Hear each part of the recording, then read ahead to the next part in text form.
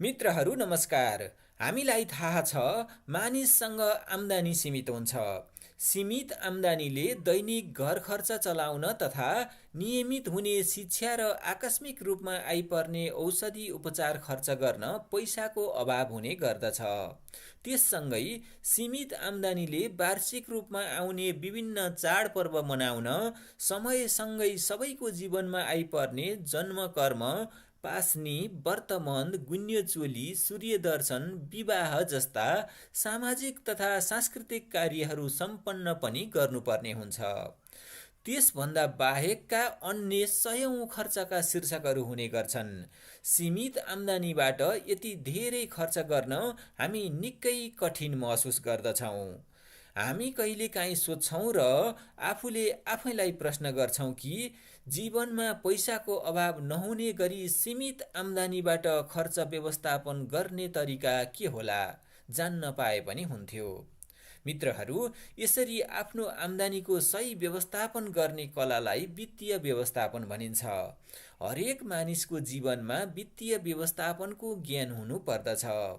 वित्तीय व्यवस्थापनको ज्ञान हुनु भनेको वित्तीय साक्षरता पनि हो। मित्रहरू, लो आउनुहोस् आज आफूले आफैलाई 25वटा फरक सूचकहरूको आधारमा हेरौँ। वित्तीय रूपमा साक्षर व्यक्तिको व्यवहार कस्तो हुँदो रहेछ र वित्तीय साक्षरता नभएको व्यक्तिको व्यवहार कस्तो हुँदो रहेछ। पहिलो सूचक, वित्तीय साक्षर व्यक्ति आम्दानी, खर्च, बचत र लक्ष्यको स्पष्ट योजना बनाउँछ। भविष्यलाई ध्यानमा राखेर निर्णय गर्छ। तर वित्तीय साक्षरता नभएको व्यक्ति योजना बिना चल्छ। पैसा आएपछि जसरी मन लाग्छ खर्च गर्छ र पैसा सक्छ।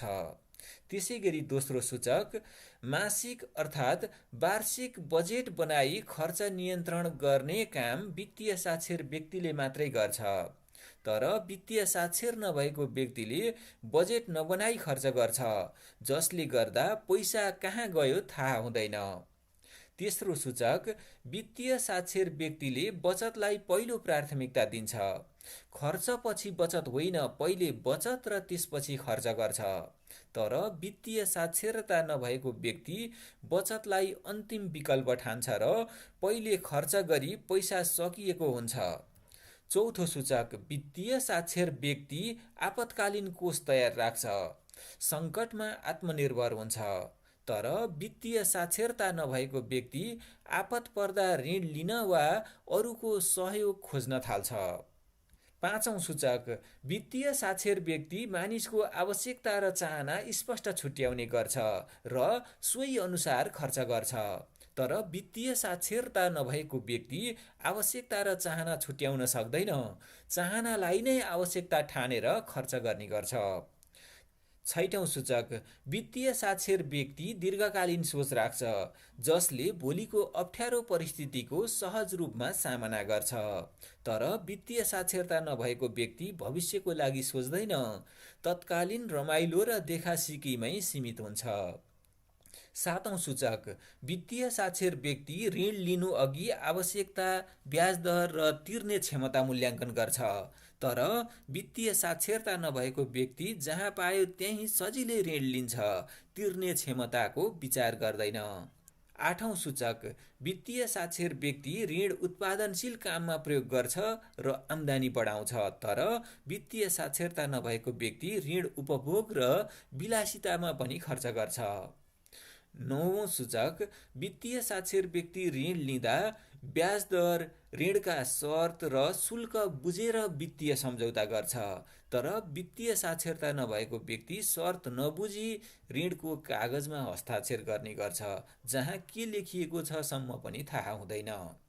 सूचक 10, वित्तीय साक्षर व्यक्ति आयका वैकल्पिक स्रोत खोज्छ र विकास गर्छ। वित्तीय साक्षर नभएको व्यक्ति एउटै आम्दानीको स्रोतमा निर्भर भइरहन्छ। त्यसैगरी 11औं सूचक, वित्तीय साक्षर भएको व्यक्ति आफूसँग भएको पैसा जोखिम र प्रतिफल बुझेर सोच विचार गरी लगानी गर्छ। तर वित्तीय साक्षरता नभएको व्यक्ति केही पैसा भए पनि हल्ला, लोभ र अफवाहमा लगानी गर्छ र त्यसै फस्छ। सूचक 12 वित्तीय साक्षर व्यक्ति जीवन र सम्पत्तिको बिमा गरी जोखिम व्यवस्थापन गर्छ, तर वित्तीय साक्षर नभएको व्यक्तिले बिमालाई अनावश्यक खर्च ठान्छ। सूचक 13 वित्तीय साक्षर व्यक्ति नियमित हिसाब किताब र वित्तीय अभिलेख राख्छ, तर वित्तीय साक्षरता नभएको व्यक्ति अनुमानमा चल्छ, हिसाब राख्दैन। 14औं सूचक वित्तीय साक्षर व्यक्ति आफ्नो खर्च समय समयमा समीक्षा गर्छ र सुधार गर्छ, तर वित्तीय साक्षरता नभएको व्यक्ति अभिलेख नहुने र समीक्षा नगर्ने भएकाले खर्च बढ्दै गएको थाहा पाउँदैन। 15औं सूचक वित्तीय साक्षर व्यक्ति स्पष्ट वित्तीय लक्ष्य तय गरी त्यस अनुसार चल्छ, तर वित्तीय साक्षरता नभएको व्यक्ति लक्ष्य बिनै जीवन बिताउँछ। 16औं सूचक वित्तीय साक्षर व्यक्ति सेवानिवृत्ति र बुढेसकालको आर्थिक तयारी गर्छ, तर वित्तीय साक्षरता नभएको व्यक्ति पूर्व तयारी नहुनाले बुढेसकाल अरूमा निर्भर बनाउँछ। 17औं सूचक वित्तीय साक्षर व्यक्ति सिप विकास गरी आम्दानी बढाउने प्रयास गर्छ, तर वित्तीय साक्षरता नभएको व्यक्ति सिप विकासमा चासो नदिई स्थिर आम्दानीमै अड्किरहन्छ। 18औं सूचक वित्तीय साक्षर व्यक्ति वस्तु खरिद गर्दा मूल्य, गुणस्तर र उपयोगिता तुलना गर्छ, तर वित्तीय साक्षरता नभएको व्यक्ति देखासिकी र भावनामा किनमेल गर्छ। त्यसैगरी 19औं सूचक वित्तीय साक्षर व्यक्ति वित्तीय निर्णय तथ्य र गणनामा आधारित गर्छ, त्यसैगरी वित्तीय साक्षरता नभएको व्यक्ति भावनात्मक र आवेगपूर्ण निर्णय गर्छ। 20मा वित्तीय साक्षर व्यक्ति डिजिटल वित्तीय सेवा सुरक्षित र सचेत ढङ्गले प्रयोग गर्छ, तर वित्तीय साक्षरता नभएको व्यक्ति ठगी र गलत प्रयोगको शिकार हुन सक्छ। 21औं सूचकमा वित्तीय साक्षर व्यक्ति परिवारसँग वित्तीय योजना खुल्ला रूपमा छलफल गर्छ, तर वित्तीय साक्षरता नभएको व्यक्ति परिवारसँग आर्थिक समस्या लुकाउँछ र समस्या थप जटिल बनाउँछ। 22औं सूचक वित्तीय साक्षर व्यक्ति आर्थिक आत्मनिर्भरता र अनुशासनमा विश्वास गर्छ, तर वित्तीय साक्षरता नभएको व्यक्ति सधैँ अरूमा निर्भर रहने बानी हुन्छ। 23औं सूचक वित्तीय साक्षर व्यक्ति आम्दानी बढेसँगै जीवन सन्तुलित बनाउँछ, तर वित्तीय साक्षर नभएको व्यक्ति आम्दानी बढे पनि खर्च पनि बढ्दै जान्छ, जसले गर्दा खर्च नियन्त्रण हुँदैन। 24औं सूचक वित्तीय साक्षर व्यक्तिमा आर्थिक तनाव कम हुन्छ, निर्णयमा आत्मविश्वास हुन्छ, तर वित्तीय साक्षरता नभएको व्यक्तिमा सधैँ पैसाको तनाव र चिन्ता हुन्छ। त्यसैगरी 25औं सूचक वित्तीय साक्षर व्यक्ति अन्ततः आर्थिक शान्ति, स्थायित्व र समृद्धि हासिल गर्छ, तर वित्तीय साक्षरता नभएको व्यक्ति ऋण, समस्या र गरिबीको चक्रमा रहन बाध्य हुन्छ। मित्रहरू, वित्तीय रूपमा साक्षर व्यक्ति र वित्तीय साक्षरता नभएको व्यक्तिमा के फरक हुन्छ भन्ने विषय उल्लेख गरिएको आजको भिडियो तपाईलाई कस्तो लाग्यो? भिडियो राम्रो लागेमा लाइक गरी साथीहरूलाई सेयर गर्न नभुल्नुहोला।